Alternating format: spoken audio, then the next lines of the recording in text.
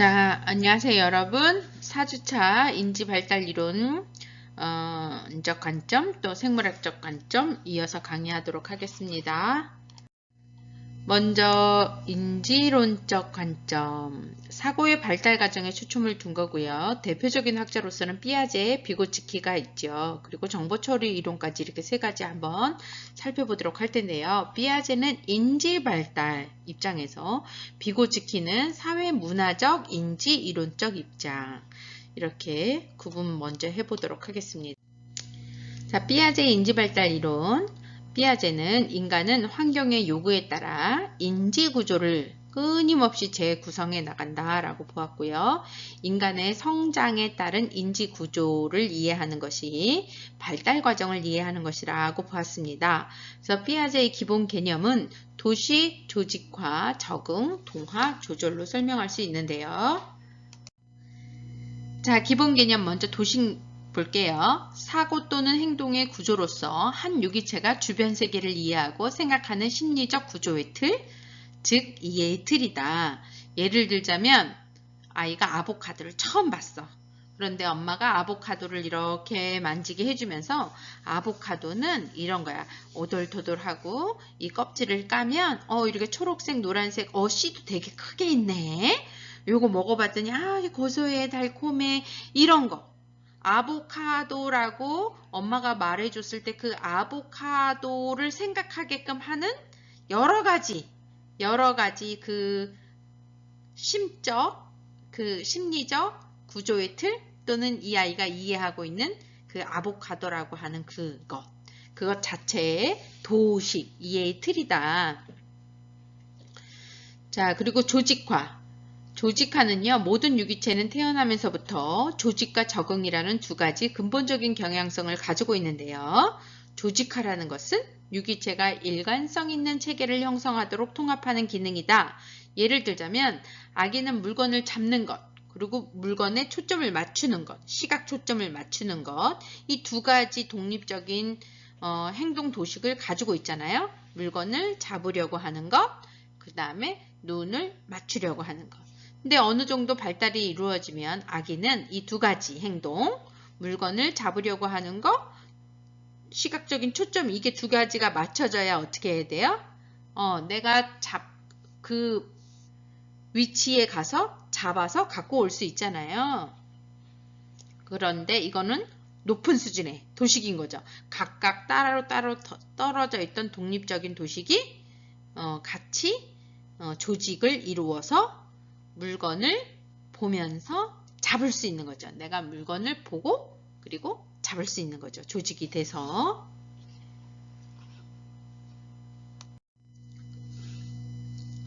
자, 동화 개념은 인간이 환경에서 주는 자극을 이해하고 그 자극을 자신이 이미 가지고 있는 도식이나 인지 구조 속으로 받아들이는 인지 과정이에요. 쉽게 얘기하자면 엄마가 강아지를 알려줬어요.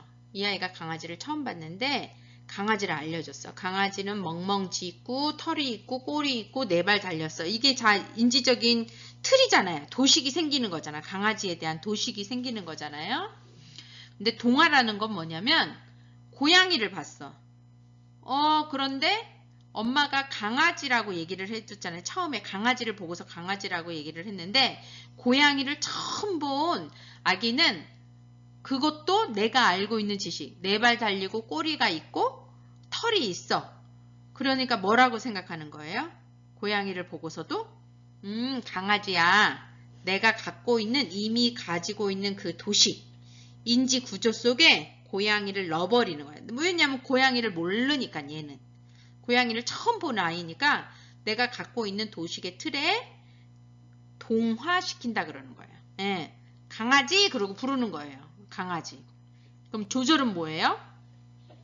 자신이 가진 기존의 도식이나 구조가 새로운 대상을 동화하는 데 적합하지 않을 때 그 새로운 대상에 맞도록 이미 가지고 있는 도식이나 구조를 바꾸는 것이다. 예를 들자면 이거야. 처음에는 강아지 처음 알았어. 그리고 고양이도 보면서 자기 있는 도식에 이렇게 동화를 하면 고양이를 보고도 멍멍이 그래. 그런데 엄마가 멍멍이라는 말로 가르쳐 줬는데 얘가 야옹 그러네. 근데 어느 날 그게 다르다라는 걸 느껴져. 그럼 엄마가 얘는 고양이고 얘는 강아지야.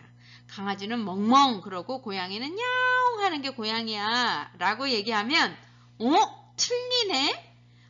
얘도 멍멍해야 되는데 얘는 멍멍 안 하네? 이렇게 인지적인 그 갈등이 일어나게 되는 거잖아요. 네, 인지적인 갈등이 일어나요. 그래서 내가 가지고 있는 거에 적합하지 않을 때, 내가 가지고 있는 그 도식에 적합하지 않을 때, 이게 뭐지? 하고, 이렇게 생긴 거는 고양이고, 이거는 다르다. 강아지랑 달라. 이거는 강아지고, 이거는 고양이야. 라고 조절하는 거죠. 조절. 예. 그래서 동화와 저절을 통해 이렇게 이제 확연히 이게 뭐지? 하고 이 갈등이 뭐예요?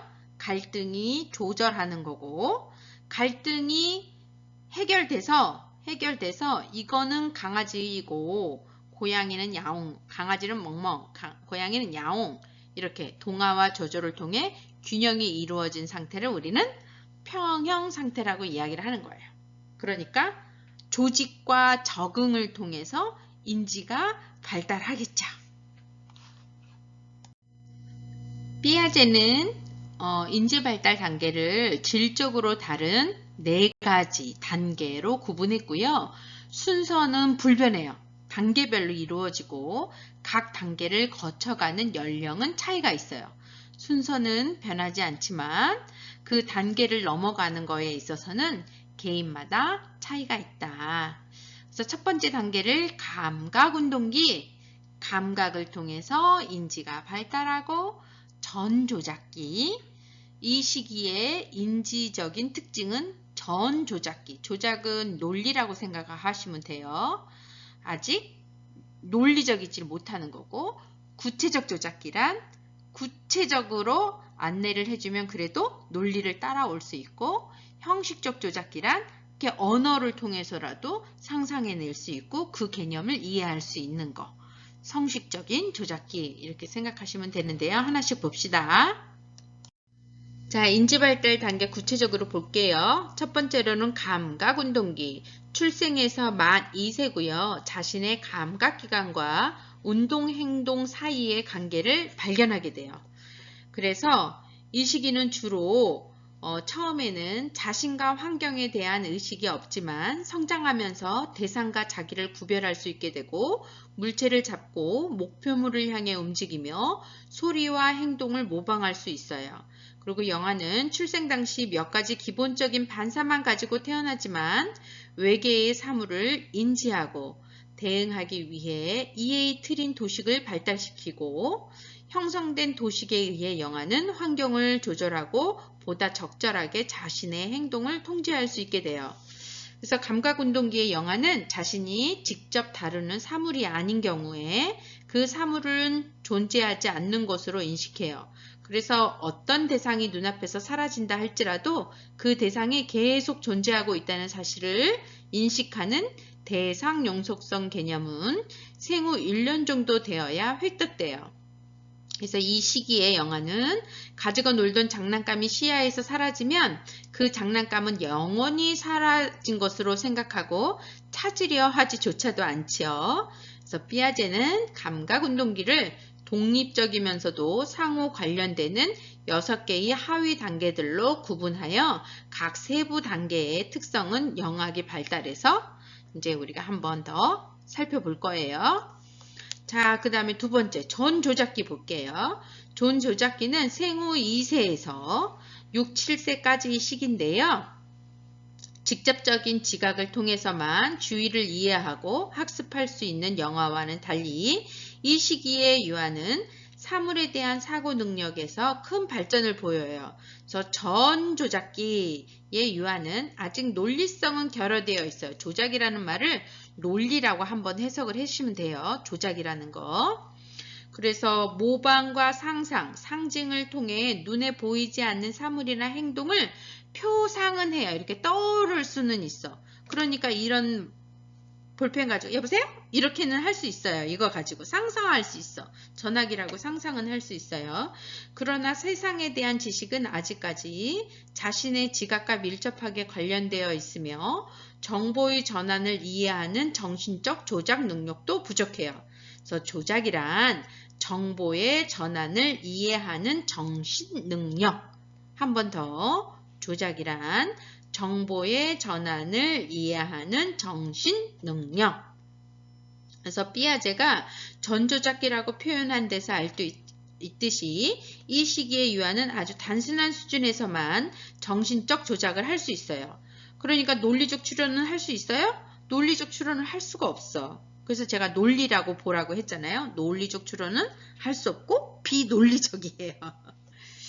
그래서 이 시기에는 유아의 사고는 사물이나 상황을 단지 한 가지 차원에서 또는 세부 사항, 어떤 거 하나만 초점을 두고 다른 중요한 특성들은 무시하는 그러한 특성을 우리는 중심화라고 해요. 다시 유아의 사고의 한계는 사물이나 상황을 단지 한 가지 차원 또는 세부 사항, 어떤 그 하나에만 초점을 맞춰서 다른 중요한 특성들은 무시하는 중심화, 그리고 직관적 사고, 자기 중심성 특징으로 나타나요.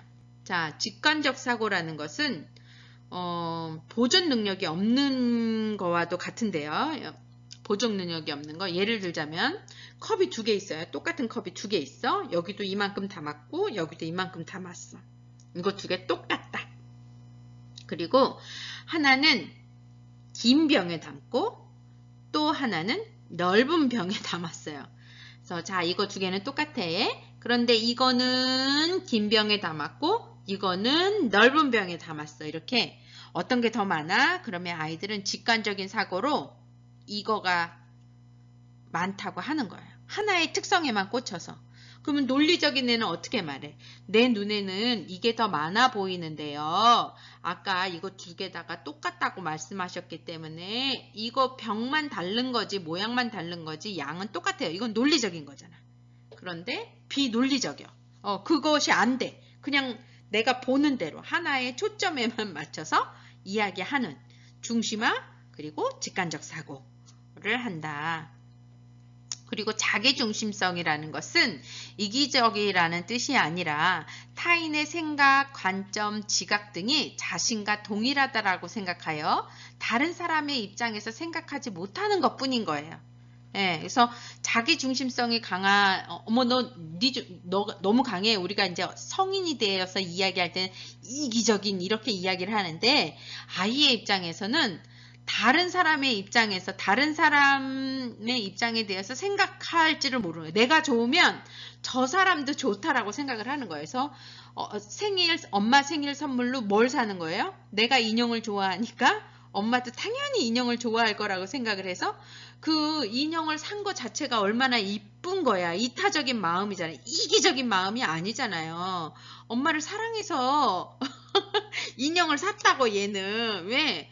엄마가 내가 이게 너무 좋으니까 엄마도 이걸 좋을 거라고 생각을 해서 그게 자기 중심성이라는 거죠. 이 시기는 그렇다. 그게 특징이다.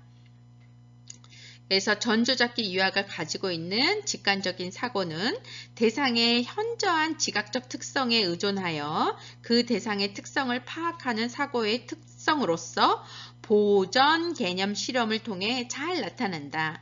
아까 제가 말씀드린 것처럼 똑같은 물의 양을 하나는 긴 거, 하나는 넓은 거 보여주면 똑같이 부었는데도 불구하고 양이 다르다. 이해를 못하는 거죠. 그 다음에 구체적 조작기 6세에서 7세, 만 11에서 12세를 말하고요. 사고의 논리적 조작이 가능하지만 자신이 경험한 구체적인 사건, 사물에 한정적이다. 논리적이기는 해요. 그러나 내가 경험한 것, 경험한 사건, 사물에 좀 한정적이다. 내가 경험해보지 않은 논리는 따라갈 수가 없는 거야. 내가 경험한 것만 할 수가 있는 거예요. 그래서 구체적 조작기의 아동은 논리적 조작이 가능하고 사물들 간의 관계성을 이해할 수 있으며 보존 개념을 획득해요. 이제 아까처럼 얘기한다는 거지. 아, 선생님이 이거 두 개는 똑같다라고 말씀하셨기 때문에 내 눈에는 이게 달리 보여도 이 물의 양은 똑같습니다. 라고 말할 수 있다는 거죠. 그래서 보존 개념이란 수, 길이, 넓이, 부피 등을 차례나 형태를 바꾸어 여러 가지 다른 방법으로 제시한다 할지라도 그것이 변하지 않는다라는 것을 아는 능력이에요.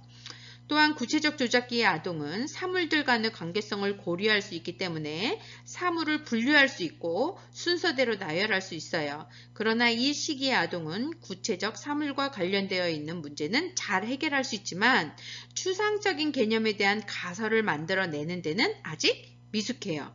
그래서 구체적 조작기라고 말하는 거예요. 예를 들어 모든 새는 다리가 4개인데 내가 새를 2마리씩 가지고 있다면 새의 다리는 모두 몇 개일까? 라고 묻는다면 실제 경험과 다른 이 질문에 대해 아동은 좀 황당해하며 정확한 답을 말할 수 없어요. 그래서 가설 자체를 받아들이지도 못해요. 즉 구체적 조작기의 아동의 논리 조작은 개인적인 경험과 밀접하게 관련되어 있어서 대상과 상황이 자신에게 친숙한 경우에만 논리적으로 생각을 할 수 있는 거죠. 자, 이제 마지막으로 형식적 조작기 12세 이후고요. 성인기라고 하는데요. 삐아제는 이 형식적 조작기에 못 도달하는 사람도 많이 있다라고 이야기를 합니다. 성인이 되었지만 구체적 조작기에 있다라고 보는 거죠. 왜? 보존 개념은 획득할 수 있지만 탈중심화가 안 돼. 예, 다 모든 거를 고려하지 못할 때 성인임에도 불구하고 우리는 구체적 조작기에 머물러 있네 라고 이야기를 할 수 있는 거고 서열화, 분류화 이런 거는 이제 또 할 수 있잖아요. 분류대로 할 수 있는 거 또는 성인이 되었는데도 불구하고 분류 잘 안 되시는 분들이 있어요. 올거나이즈 잘 안 되시는 분들이 있어. 자, 형식적 조작기 볼게요. 12세 이후서부터 성인기를 말하고요. 이때는 추상적 사고, 논리적 사고, 조합적 사고를 할 수 있어요. 자, 여러분은 다 이 안에 범주에 들어가신다라고 저는 보고요. 만 12세 이후부터 성인기까지 지속되는 발달 단계를 삐아제는 형식적 조작기라고 하였는데요. 형식적 조작기에 이른 청소년은 구체적이고 실제적인 상황을 넘어 추상적 사고를 할 수 있기 때문에 자료를 조직하여 과학적으로 추리하며 가설을 세우고 체계적으로 검증할 수 있어요. 그래서 가장 중요한 형식적 조작 능력은 조합적 사고. 조합적 사고로서 하나의 문제를 해결하기 위해 모든 가능한 한 해결책을 논리적으로 검토할 수 있어요. 만일 아동에게 5개의 실험관에 들어있는 무색무취의 액체를 보여주고 이 5가지 액체를 조합하여 노란색의 혼합액을 만들어 보라고 하면 구체적 조작기의 아동은 시행착오를 걸쳐 해결하지만 형식적 조작기의 청소년은 체계적인 방법을 통해 해결할 수 있어요. 즉, 한 번에 2 시험관의 액체를 논리적인 순서로 혼합하고 그 후에 3개, 그 다음에는 4개, 그 다음에는 5개를 조합시키는 등의 방법을 사용하여 문제를 해결할 수 있다는 거죠. 그러니까 시행착오를 덜 하고 머리로서, 논리로서 나름대로 생각을 해 나가면서 이거는 이렇게 하면 되겠다. 직접 해보지 않아도 안다라는 거죠. 그것이 뭐다? 형식적 조작기. 자, 다음엔 비고츠키의 사회문화적 인지 이론인데요. 인지 발달에 미치는 사회문화적 영향력을 중요시했습니다. 그래서 개인의 인지 발달은 한 문화권 내의 사람들과의 상호작용을 통해서 이루어진다고 봤어요.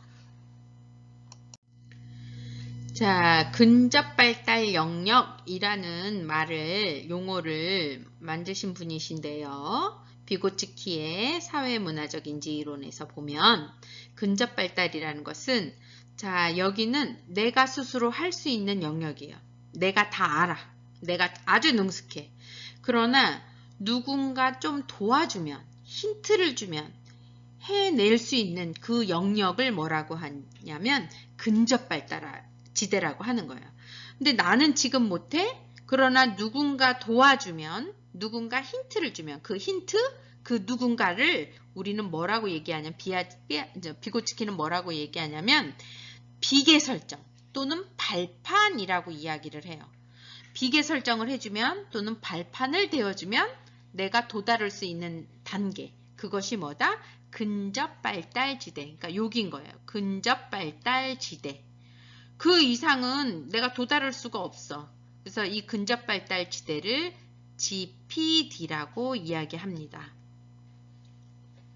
GPD. 그리고 이 안에서 내가 얘가 도달할 수 있게끔 지식을 주거나 어떤 기계에 뭐 힌트를 주거나 뭐를 주는 거, 주는 것을 우리는 비계 설정, 발판이라고 이야기를 해요. 자, 비고치키는 사회적인 상호작용이 학습자가 개인에게 내면화되는 과정에서 두 가지 발달 수준, 즉 아동이 성인의 도움 없이 스스로 문제를 해결할 수 있는 현재 발달 수준, 그러니까 이게 뭐야? 현재 발달 수준과 도움을 받아서 문제를 해결할 수 있는 잠재적 발달 수준을 구분했어요. 이 잠재적, 도움을 받아서 발달할 수 있는 거, 그리고 이 두 수준 사이를 근접 발달 지대라고 했어요. 이 근접 발달 지대, 여기를. 그래서 GDP라고 했다는 거.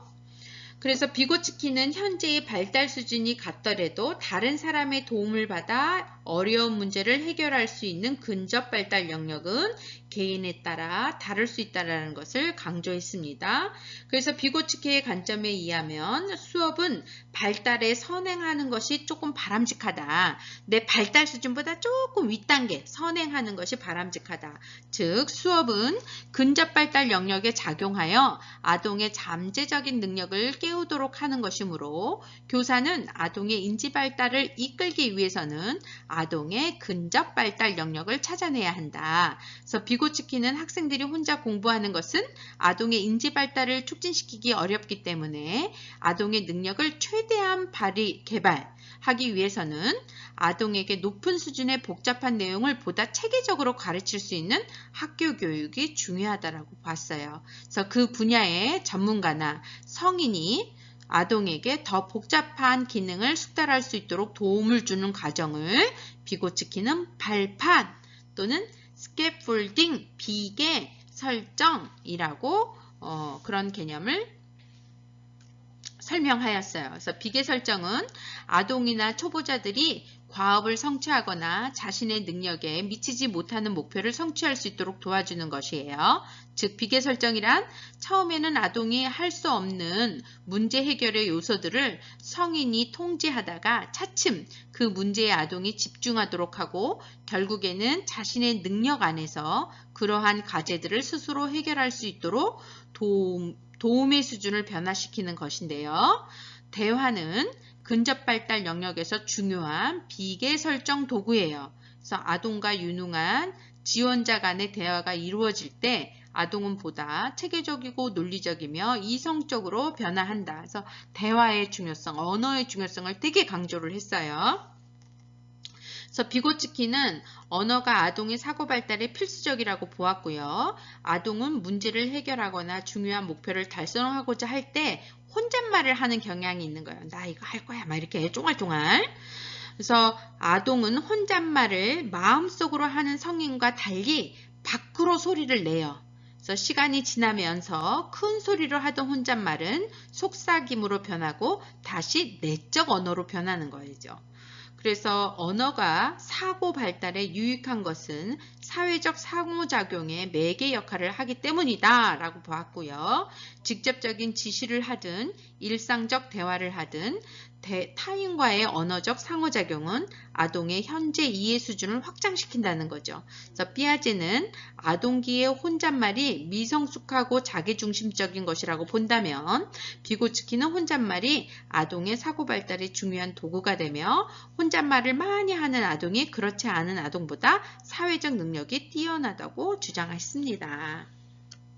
그래서 근접 발달 영역에서 사회적 상호작용을 통해 얻어지는 사회적인 지식은 개인적인 지식이 되고 개인적인 지식은 점차 증가되고 복잡해지게 되는 거죠. 그래서 궁극적으로 발달은 한 개인이 속한 공동체 안에서 성공적으로 이제 기능할 수 있는 것이다 라고 보는 게 이제 비고츠키의 이론이었습니다.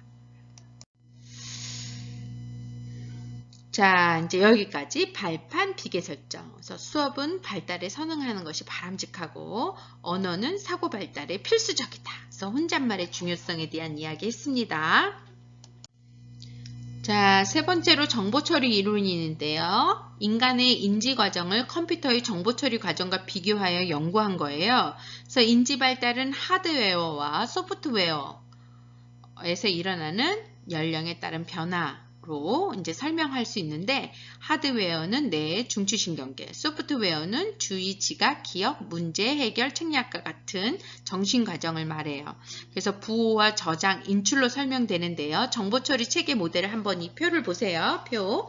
정보 처리 모델, 특히 감각 기관을 통해 외부로부터 정보를 이렇게 받아들인 거죠. 정보를 감각기관 뭐가 있어요? 눈으로 보든 코, 입, 귀, 내 손 이런 걸로 감각을 받아들여요. 그러면 감각 등록기에 입력이 되는 거죠. 감각 기억이 돼요. 그런 감각 기억은 단기 기억 또는 작업 기억, 단기 기억이라고도 이야기를 하고 작업 기억으로 가든가, 이것은 또 어디로 가요? 장기 기억으로 가죠. 장기 기억가로 이렇게 들어가져 있다가 내가 필요할 때 언제든 꺼내 쓸 수 있는 거죠. 그거 뭐였더라 하면서 내가 꺼내 쓸 수 있는 거죠.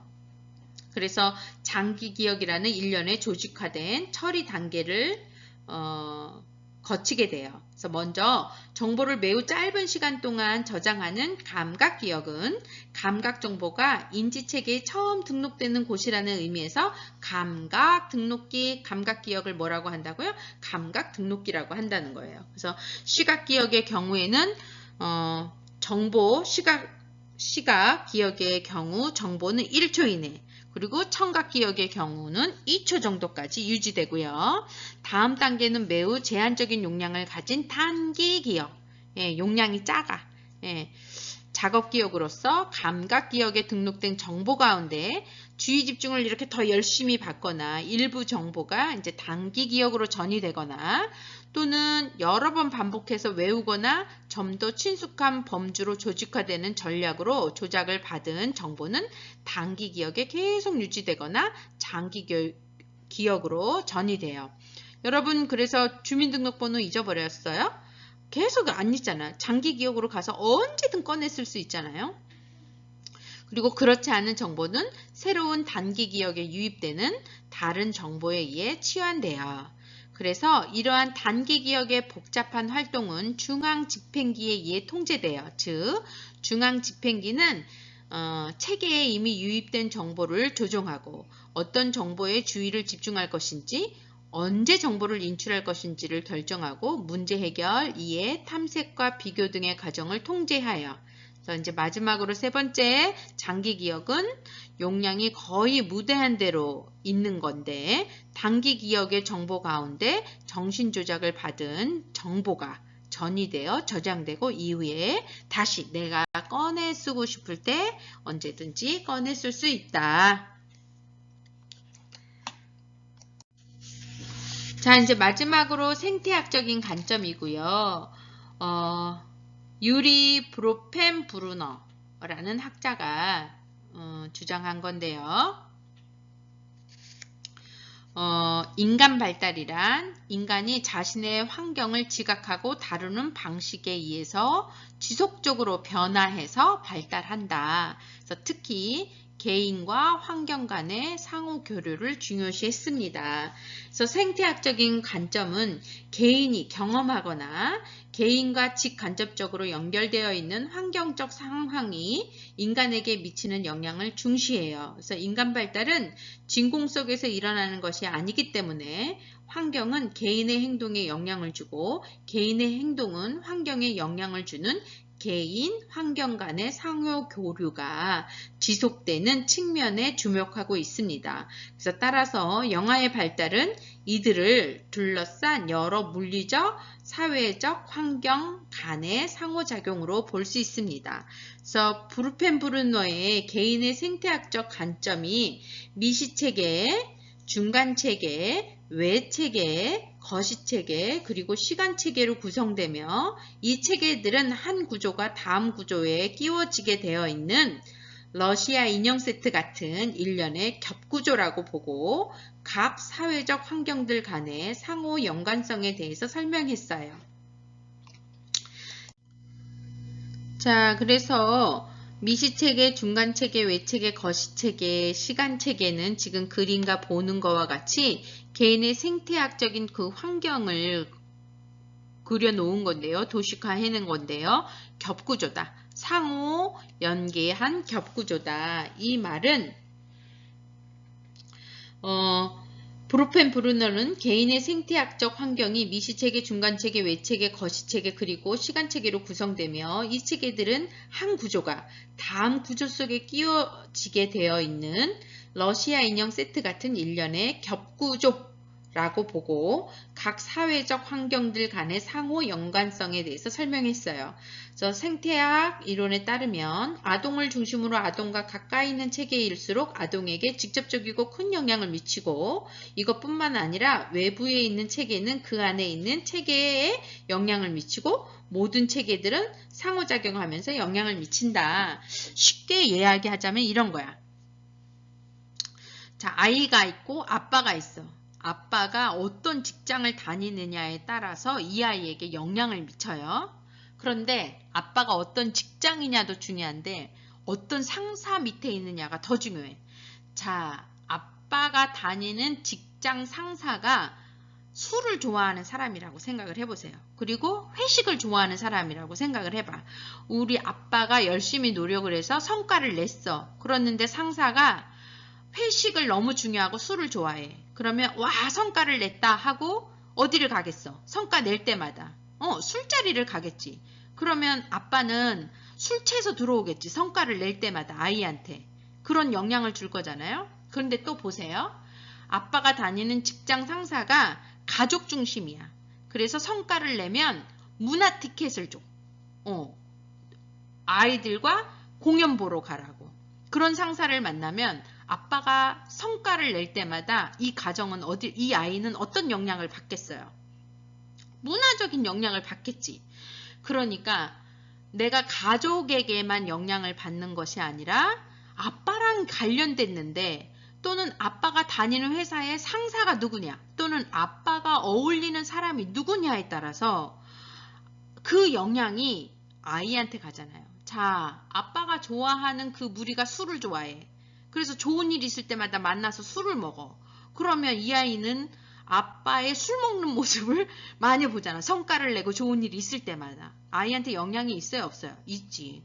그런데 아빠가 친하게 지내는 친구들과 무리들이 좋은 일 있을 때마다 가족끼리 더 모이고 또는 막 문화 공연 가고 이래.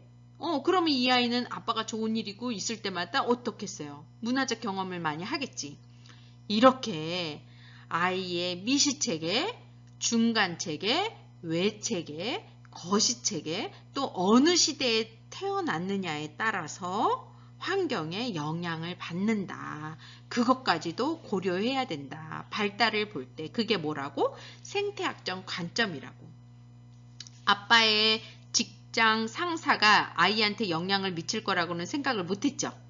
그러니까 아빠 친구도 중요하고 아빠 상사도 중요한 거예요. 영향을 미친다라고 보는 거. 지금 더 중요하잖아요. 그쵸? 자, 여기까지 살펴보았습니다. 너무 애썼고요. 우리 5문제 한번 풀어볼게요. 자, 이제 5문제 풀어보겠습니다. 먼저 첫 번째, 피아제의 인지 이론 중 인간이 환경에서 주는 자극을 이해하고 그 자극을 자신이 이미 가지고 있는 도식이나 인지 구조 속으로 받아들이는 과정을 무엇이라고 하는가? 1 동화, 2 조절, 3 도식, 3 적응. 뭐죠? 그쵸? 동화죠. 두 번째, 전조작기의 특징이 아닌 것은 비논리적 추론, 직관적인 사고, 자아 중심성, 보전 개념 획득. 4번이죠. 보전 개념 획득은 구체적 조작기에 해당되죠. 자, 세 번째, 사회문화적 인지 이론에서 아동이나 초보자들이 자신의 능력에 미치지 못하는 목표를 성취할 수 있도록 도와주는 것을 무엇이라고 하죠? 1번 동기화, 2번 잠재적 발달 영역, 3번 내적 언어, 4번 비계 설정. 자, 4번 비계 설정입니다.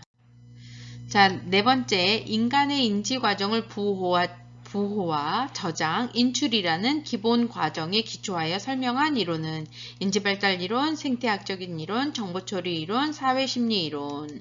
그죠? 정보처리 이론이죠. 5번, 개인이 경험하거나 개인과 직간접적으로 연결되어 있는 환경적 상황이 인간에게 미치는 영향을 중시하는 관점으로 개인 환경 간의 상호 교류가 지속되는 측면에 주목하는 이론은 1번 인지발달 이론, 2번 정보처리 이론, 3번 생태학적 이론, 4번 사회문화적인 이론. 생태학적인 이론이죠. 환경의 중요성을 이야기한 거. 네, 모두들 너무 수고 많으셨습니다. 감사합니다.